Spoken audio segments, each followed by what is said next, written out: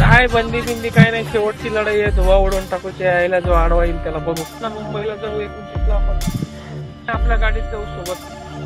हो का, किती तारखेला निघणार? 27ला निघू ना पाटलांसोबत. 27ला का?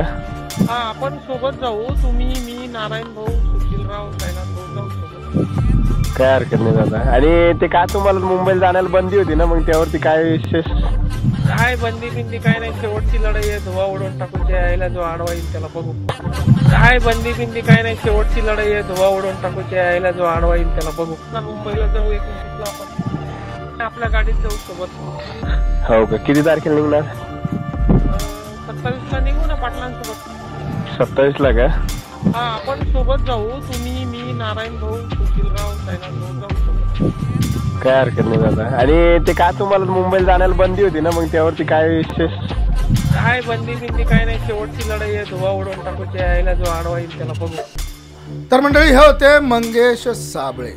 मंगेश साबळे त्यांच्या एका सहकार्यासोबत बोलत असतानाची ऑडिओ रेकॉर्डिंग ही सध्या व्हायरल झाली आहे.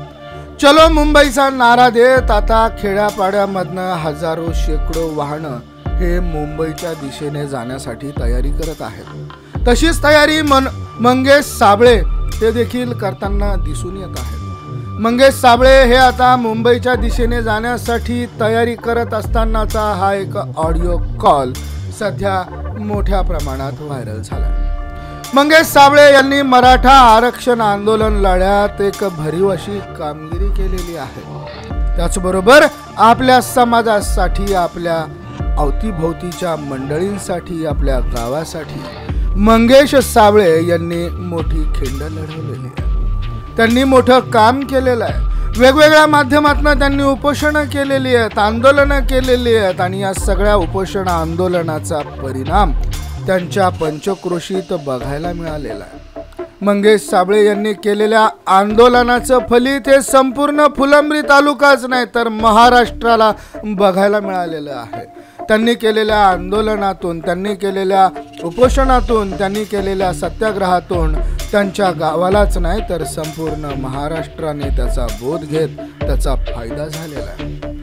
सरपंच कसा असावा तर मंगेश साबळे सारखा असावा असं म्हणणारे लोक आता पुढे येऊ लागलेले आहेत. मंगेश साबळे यांनी केलेल्या कामाची पावती म्हणून त्यांच्या कामाकडे बघत आता कित्येक शेकडो गावांमध्ये मंगेश साबळे सारखं काम आपण केलं पाहिजे, आपल्या गावाचा विकास आपण केला पाहिजे, तरुणाईच्या हातात काम दिलं पाहिजे, या भावना पुढे घेत मंडळी कामाला लागलेले आहेत.